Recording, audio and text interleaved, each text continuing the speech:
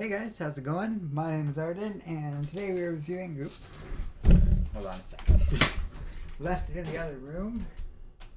No, I didn't. Oh, there it is. Today we're reviewing Empire number 2. Knew I put that somewhere. So this was an interesting one. I, on the whole, enjoyed issue number 1 of Empire, and you can go back and watch my review of that video from last week. But Marvel's really just coming out in force in these last couple of weeks now that they've kind of resumed their full distribution of comics again. So we have Empire number 2. And this book was really going to be a determining factor of sorts for me. I wasn't sure what to think about this going forward because issue number 1 ends with a pretty cool twist, whereas the whole thing seemed to be setting up like this big conflict with this united Kree Skrull Empire. Issue number 1 shows us that the Kotati and the forces of nature that have formed on the blue area of the moon seem to be the more primary threat that's going to drive a lot of this content going forward. And it actually was a pretty cool twist, but I was a little bit worried because one there's a world where like this just becomes another boring event where they're just facing another generic threat, and the Kotati very much could still be that, and I still think that's a bit of a concern. So this issue really was going to be a bit of a determining factor for me in whether or not this event was going to go in a more generic direction or continue its more political overtones mixed with different factions and a less obvious structure to it that we had gotten so far in the comics building up to this thing. And I think it's leaning a lot more towards the creative side of things. I quite enjoyed this book on the whole. So we open right where we left off with the Kotati having betrayed the Kree. Well, the Kree and the Skrull were ready to kill him, but the Kotati having betrayed the Avengers and decimated the Kree Skrull fleet and is in the process of massacring all of them, while the swordsmen, Koi, and the Kotati on the blue area of the moon turn on the Avengers, imprisoning Thor, Captain America, and Iron Man in a big old tree, while Koi talks about how he was raised to be an Avenger, but his father, the swordsman, taught him a lot about what happened to his people and how they were basically just massacred by the Kree and the Skrull's actions many years ago, and they formed this plan to take revenge. And then it gets into this interesting backstory where like and it kind of is clever because it uses other stories about the Skrulls talking about worlds where they pretend to be humans to practice like infiltrating Earth, and they use that as testings for something called the Death Blossom that they used as a powerful amplifier for their magic. So they're all magic based and they use plants rather than technology, which is something that caused a lot of the early conflict with the Skrull and the Kree. So the Skrulls responded by the looks of it, vaporizing the planet that they were practicing this on. Hey, Caleb. We're just talking about our Korean or Empire number 2 and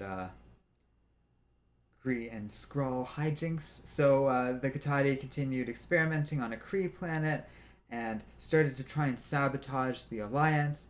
This is a point where I started to really appreciate how they were really doing a good job at, for lack of a better word, humanizing the Kree and the Skrull. And you get a good sense from Koi's story of the struggle that was behind the Kree and the Skrull empires uniting for the first time and how much was working against them. It really puts into perspective why Hulkling's advisors care so much about this alliance, and really in the last issue, like Empire number 1, were acting very benevolent in a certain regard towards the best possible outcome for their empire, at least, not necessarily that of Earth. But you can see where they're coming from is where I'm getting at. And so it ties into a lot of stuff that's going all the way back to Incoming, and the book kind of explains how all that's been built up since then, which is kind of interesting.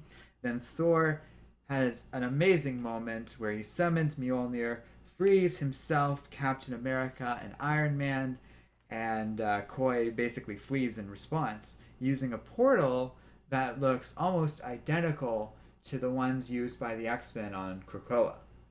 So that's interesting, and the characters acknowledge that directly in the comic books, and it seems like I assume that's either going to be a major plot point within this core series or almost definitely a huge plot point within the X-Men tie-ins and stuff like that. And that's perked my interest. I didn't expect that, but I was like, oh, that's an interesting connection. It makes me think Krakoa might have a connection to the Katati. They sure seem similar, and that design seems quite intentional. Valerio Skiddy,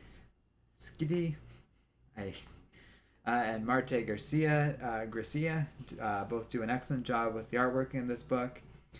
And I really like Al Ewing and Dan Slott's writing in here. So at that point, the Avengers are free. They get in contact with the ones in space. Black Panther has noticed the similar portals and stuff, and he talks about how the Katati have invaded Earth. They acknowledge that they were on the wrong side of this fight, screwed over a lot of Kree and Skrull. There's not much they can do about any of that, or the fleet being decimated in the sky.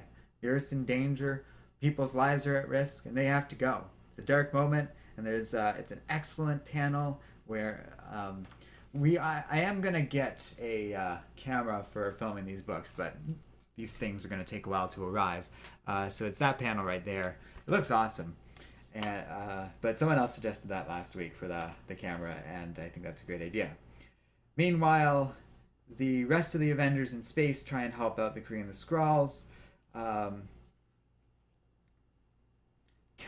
Captain Glory, I guess? I don't know. One of the Kree kind of calls out Carol for, like, not really being on the side of the Kree historically, which is fair. And he says, like, I have always done whatever is necessary to serve the Kree, even though she calls out him and the Skrulls for not always doing a good job with that. And I think, yeah, Super Skrull even acknowledges, like, oh, I have no disillusions. Like, I've screwed up so much in the past, but I regret a lot, and I regret a lot of things, but this is now, and we've got people to save. Like, he's been a really cool character so far in this story. Meanwhile, the Thing is being overwhelmed by the plants. We saw that at the end of issue number 1, and they're just growing in all his cracks and stuff. So Hulkling slashes through him with his sword, which seems like an aggressive act, but Hulkling explains this sword is like this amazing magical artifact that is the perks of him being the Empyre of this gigantic, celestial, intergalactic empire. And they gave him the like, it's this magical sword that knows friend from foe. And Reed Richards is like, well, it also seems to, like, decimate the Katati's plants that just grow out of everything that is, like, an organic plant. So any of, like, the Skrulls' existing biomatter is where they were basically attacking from. And they were, like, they talk about how they were assassinating people through, like, potted plants and that sort of thing. It's all pretty interesting. And Reed's like, oh, I wonder if we can use that energy. So they all gather in a little bubble created by the Invisible Woman while Kl'rt and I guess Captain Glory hold off the Katati. And Hulkling stabs Carol Danvers with his sword with her consent. And, like, it hurts her, but she absorbs the energy and it just rockets out of her and she loses consciousness. But it actually worked, and it purged all of the attacking plant matter and basically just saved thousands of Kree and Skrull lives. So, in a nice little send up from what, like, Gloria was saying earlier, he's like, okay, like, you know, I was wrong. You did what was necessary to save us, and they're all very appreciative. And so then an interesting thing happens, and Tenelth, the not Inquisitor, Accuser, and the main accuser of the Kree Empire at the moment, talks about how, like, talks about Carol and how, like, Ronan's hammer really hasn't connected with her the way it did with him, and she believes, and like the Kree kind of all assent, including Hulkling, that Carol Danvers should be the new accuser, and it changes her outfit to like a more traditional Kree thing. She she narrates the back half of this book, and it's really good. And for once, an event actually does her character well. She talks about how like the hammer really speaks to her, and she can sense its need for like wrath and swift action, a song of accusation. There's power here, all right, but a power I'll need to watch carefully, or it'll sweep me away. Um, that's I really like that, and it ties into what they actually were talking about in Empire Avengers number zero, where they very much acknowledge some of the, we'll say, poorly written or weaker written moments in Carol Danvers' history in the past, like her outright murdering Tony Stark with her bare hands in Civil War II. And it seems like this is an interesting direction for a character given all of that. And maybe we can explore these things. I also think, depending on how far Marvel wants to go with this could just be a fun little thing to explore for a while, the way they do temporary changes these days. And I'm not against that sort of thing. Like, let's see Carol Danvers be an accuser for a little while. Why not? Sounds fun. So that's the last page of this book, but in the final panel, the Skrulls is like, or the Skrulls are like, okay, well, great. Now it's time to light the pyre. And Hulkling's like, what's that now? And he's like, well, that's the power and responsibility of the Emperor. The death of a world at your hands. And I think it kind of fairly implies that the Earth is being overwhelmed by these plants, and that they need to burn this like planet away in order to stop it from spreading, which is the Skrulls' protocol so far when dealing with this stuff. But Coy actually talked about this at the beginning of the book, and he was saying that, like, well, that's exactly what they were experimenting against when they were doing it on the Kree and Skrull planets before, including one that was deliberately human-like. So I think regardless of how that last little hook winds up, it's not going to work no matter what. The Kotati have clearly planned for that tactic. And whatever happens next, well, it just seems like the Avengers and the Fantastic Four are in the middle of this chaos, and Earth is also in the middle of all of that, and its fate is very much up in the air in the sense of this story. Obviously, we know long term this only ends a certain way, but I like this story, and it's starting to remind me a little more of the Kree Skrull War, but also taking its own direction with things. And on the whole, I think Al Ewing and Dan Slott did a really good job with this book. I actually couldn't tell who wrote what in this one. I believe Al Ewing really writes these core series based on how they're credited, and Dan Slott just sort of gives input and makes sure the Fantastic Four are well coordinated with all of this stuff, and maybe he throws out ideas and stuff like that. And Dan Slott always does have good ideas. Some of them I kind of feel are in here. That Accuser stuff with Carol Danvers, even the way it's kind of set up and paid off here, that feels, well, Ewing does that sort of thing too. So they collaborate well. These two are a pretty good combination. I really like Al Ewing. I'm not the biggest fan of Dan Slott, but this is working for me. I'm enjoying things on the whole, and I think it's a pretty good story. We'll have to see where they go, but I quite like it. Tevye is saying he completely forgot Empire was still happening. Well, I didn't. I mean, it has been a short time span, but I don't know. I'm not disliking this. And Carol Danvers, or you say it, basically this story is course correction with Carol Danvers, Captain Marvel. It kind of feels necessary. Al Ewing actually feels like a good writer to do it. Maybe not the only writer that could do something like this. Well, definitely not the only one, but like, and maybe not even my first choice. But he's written characters like this well in the past and done a good job with them, so I could see him kind of pushing Carol in the right direction. We are going to take a look at Carol Danvers's tie-ins, or sort of the Captain Marvel tie-ins to this Empyre series, because I'm curious. I'd ordered that before, actually. They set up all this Accuser stuff, but that was so well done as a moment. I really liked it. I thought that was interesting, and that was built up well within a single issue, and an issue that has a bajillion characters running around, a lot of things to set up and explain, and different stuff going on. They spend some time to, across a couple of books, to really set up Carol's character and where she seems to be going in this story, and it's pretty cool. Marvel does a lot of this stuff these days, so it's not the most original thing in the world, I guess we'll say, or it certainly reeks of a pattern they've kind of fallen into in the last couple of years. But these last couple of years and how Marvel approaches these events aren't, in my opinion, terrible. We lined them up. We got War of the Realms, Absolute Carnage, House of X, and this. And they've all been pretty great so far. I might be forgetting one in there. And yeah, I get why people are sick of them, but that's why one should pick and choose how much they indulge in these books and these special tie-ins and stuff. Personally, I did like this. I have fallen behind on chat a little bit. Amar Avenger saying, hoping to see more about Kree Skrull history in the MCU. We didn't get much in Captain Marvel. That seems to be a huge train of thought amongst the fan community for the MCU.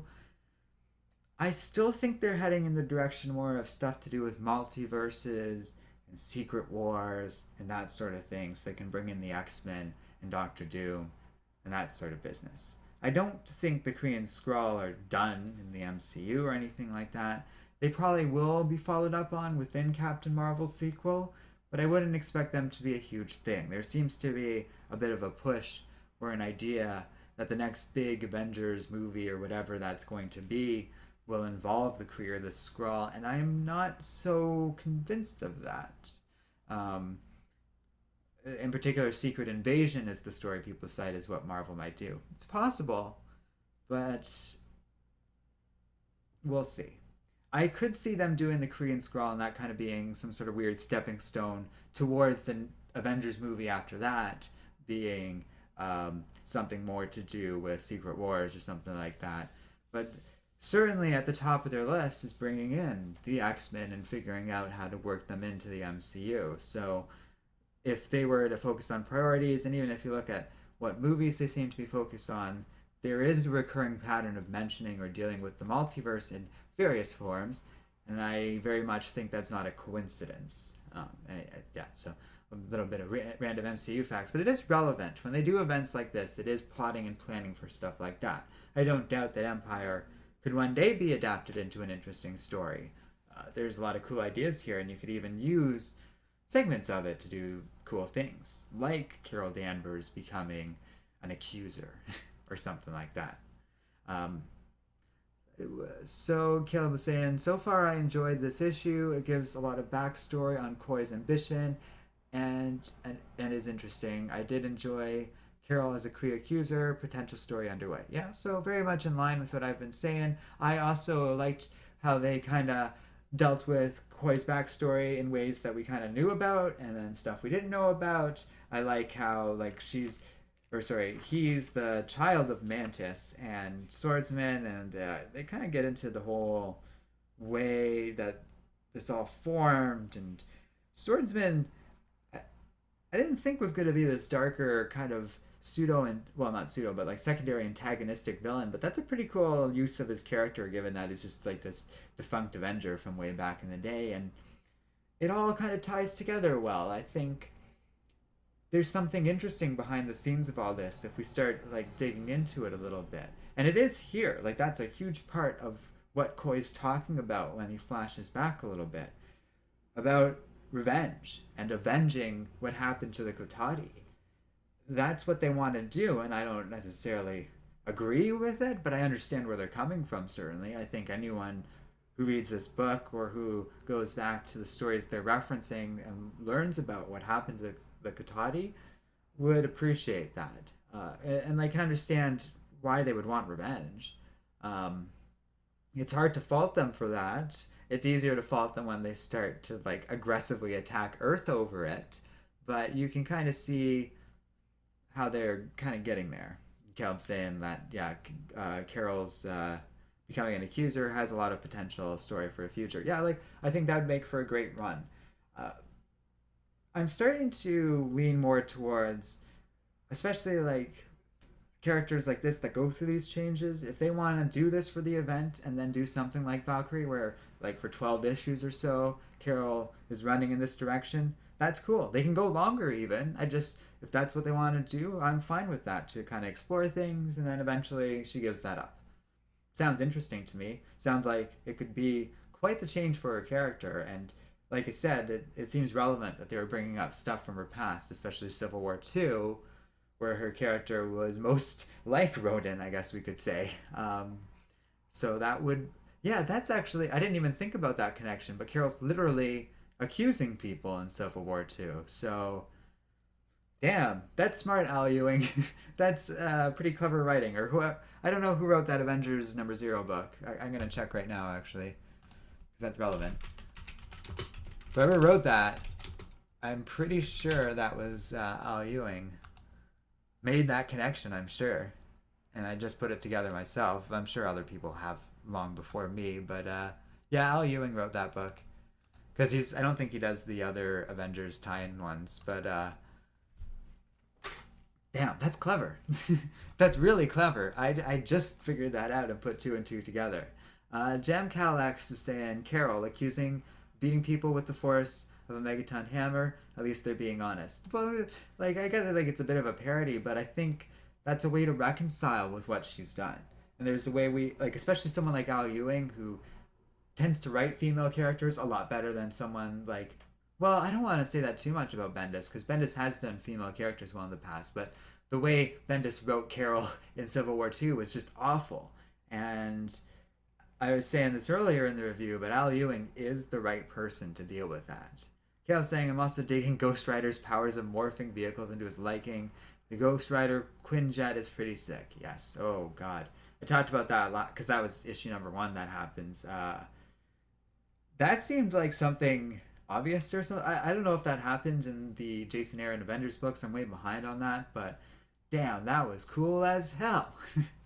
I really liked that moment too and was very much impressed by it. And yeah, so love the detail and the coloring just like before. Skitty is just so good at this. And, you know, it's about on track with the kind of artwork that I expect out of these big Marvel tie-ins these days. But it's always nice when it pays off. Like we've talked a lot about Civil War II. And that's got some of the best artwork I've seen in any of these crossover events. And it's one of the worst stories. And that's so frustrating. But it's lovely to, well, lovely, that's a weird way of putting it. It's really awesome to be able to just flip through the book and just see awesome artwork. And I mentioned how awesome that Thor moment is. Like, look at that thing. That's so cool. It's a good time. So yeah, I think that's about it. If anyone's got any comments, I'll kind of slowly wrap up if you guys want to get something out before we head out to the next thing. But I got plenty more books. 4 more books to be precise. And the next one, because there's a lot of Empyre tie-ins coming out, and I tried to seek a little bit of a balance, but there's going to be quite a few. But this one's pretty cool, and it's Hulkling's going to be next. Written by Chip Zdarsky, actually. Our second book by him this week. So I'm going to talk more about my thoughts on him and all of that stuff. But I think that will be pretty cool. Now, I did invite this. So JamCal X says, Carol has always felt like a hammer with a warp engine. That and more of a squad leader on the battlefield than the commanding officer of an organization, to her credit and detriment. You know, I think that's a very fair point overall. Carol feels more like a soldier to me, and that's kind of how I got introduced to her, or I guess like an Air Force pilot, but the same idea, a part of the military establishment. And like I first really clued into Carol's character in the early 2000s when I became more of a heavy reader and started to get to know her through Mighty Avengers and Civil War and stuff. So to me, she's always been more on the side of authoritarianism, we'll say. And, you know, authoritarianism to an extreme is a very bad thing, but certainly like there's a world where Carol can exist as a character and not be a bad thing like that and be a military figure. But certainly it's been pushed in a direction over the years. So maybe there's two ways that one can go about this if like we have a character who's got this problematic history. Actually, there's really like a few ways. One is they could have ignored it. I think that would have been fine. We could have all just moved on.